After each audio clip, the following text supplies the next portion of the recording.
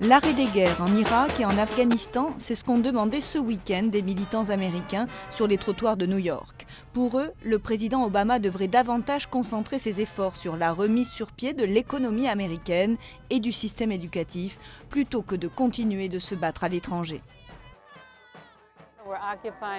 Nous sommes en train d'occuper un pays qui ne souhaite pas notre présence et nous sommes la cause d'encore plus de désespoir et de haine envers les États-Unis.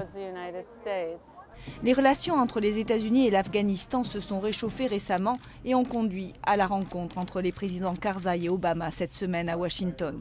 C'est leur première rencontre depuis que Karzai a accusé les pays occidentaux d'avoir organisé des fraudes électorales lors du scrutin présidentiel de l'été dernier. On s'attend à ce qu'Obama demande plus de résultats dans la lutte contre la corruption. Il doit aussi convaincre une opinion de plus en plus sceptique. D'un côté, ils y voient un but positif, protéger les États-Unis contre le terrorisme qui a frappé le pays le 11 septembre. D'un autre côté, le fait que cette guerre dure et que son coût financier et humain soit lourd la rend impopulaire. La guerre en Afghanistan divise les Américains qui ne la soutiennent plus pour certains.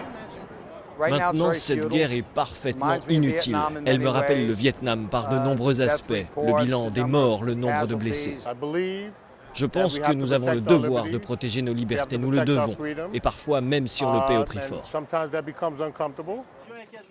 Actuellement, 78 000 GIs stationnent en Afghanistan et des milliers d'autres vont être envoyés pour une offensive à Kandahar, un fief taliban.